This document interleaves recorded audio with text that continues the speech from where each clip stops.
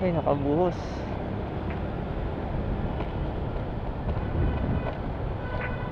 So ito yung hindi ko makuha yung logic mo. Patingin mo ma'am, nakakatulong ba itong ginagawa nila? Opinion nyo lang. Ito yung ganito ma'am, yung buhos. Yung one way po. Tingin nyo lang. Survey lang. Sa akin kasi kung talagang sobrang magiging traffic naman, pwede, pero kasi yung kabilang side, maintindihan mo rin paano naman pagka may mga emergency rin sa kabilang side. Yun yung point ko din. Diba? Yun din yung point ko doon. Swerte mo kung sa side na to, naabutan mo, naka-go. Kasi syempre, ito, na ano ka. Pero kung nasa side ka naman sa kabila, wala talaga, mabuburyo ka as in hindi tumatakbo. Ganun din naman, naiipon lang din sa kabila eh. Tapos dito, takbo. Pagtapos niyan, hinto, ipon na naman sa kabila. Kasi bilang commuter kasi diba mindset mo na pagka traffic, tumakbo man ng mabagal, at least tumatakbo, okay ka na. Compare na as in nakahinto, ramdam na ramdam mo yan. Sobrang init, sobrang maiirita ka na talaga. Saka yung iniisip mo lagi din yan, yung oras eh. Kaya dumadagdag sa katawan yung pakiramdam na mainit. Kasi may irita ka nararamdaman. Kasi ayan, binuhos nila. Yung traffic din dito sa side na binuhos nila. Kasi yun, naka-traffic din doon. So anong nangyari? Wala na. Para sa akin, hindi naman mabisa yung ginagawa nila. Tama naman. Kaya haba no. Lagi mo kasi kuya din iisipin pag kayong gantong driver kayo, consider mo rin yung kabilang side. Diba? Nakaginhawa ka nga ng saglit na panahon, nakagawa naman kayo ng traffic sa kanila. Ganun din. Kala nila, solusyon yung ginagawa nila. Hindi na permission na. Sipin mo, napipirmi. Sa init ng panahon, pipipirmi mo ng pagkatagal-tagal yung kabilang side. Haba Kaya nang nakakatakot pagpauwi. Yung pagpauwi ka galing kang south, sobrang traffic.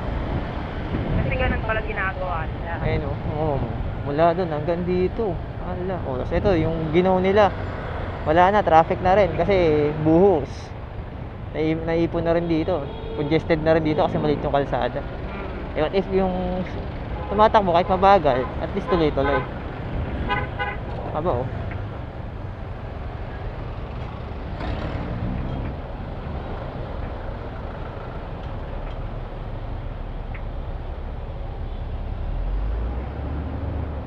Ewan ko na sa ibang lugar kung ganito rin. Pero sa Las Piñas ko lang kasi na-encounter to. Kahit sa ibang lugar na pupunta ako, wala pa na-encounter na ganito ginagawa eh. Kaya nga sabi nila, di ba ang hirap magtiwala ng biyahe sa Las Piñas. Ayun haba Sige, Golden Gate hanggang dito. Patay-patay din sa yung kasi. Sa aircon yan, lalakas na dito.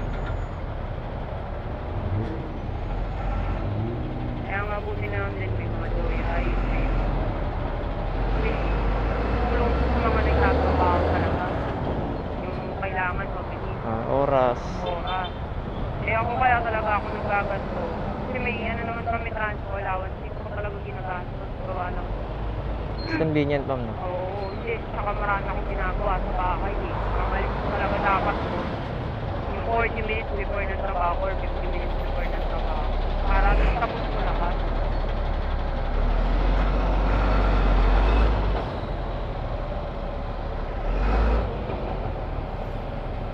Haba Gandito na. Dito umaga kuya. Nag-aano pa ako, nag-i-agent pa ako sa linggo ng mga kapatid ko. Nag-aano kami ng mga fire extinguisher. Nagbibenta kami ng mga fire extinguisher. Dami yung ma'am Kaya family business yun ma'am. family business.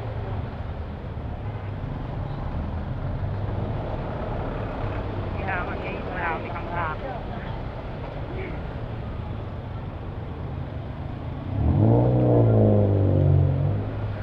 Wala na. Hanggang Alabang na yata yung traffic na kabila. Sobrang traffic. Ayun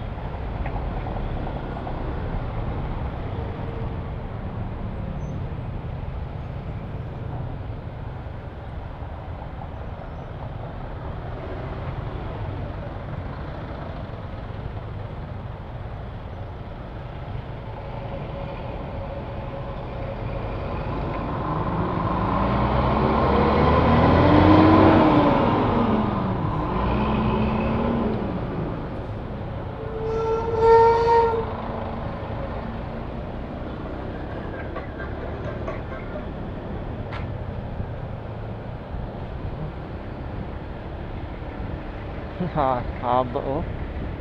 Gusto kaya to?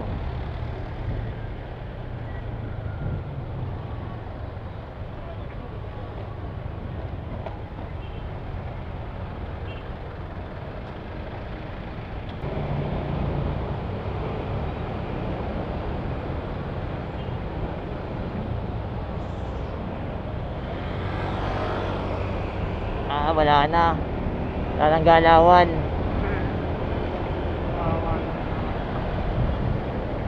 Yan kuya, nanyaring mga tipong Manila ka, mga 2 oras ng biyahe. Wala pa, pasok nyo na naman oh. Traffic ka na naman dyan.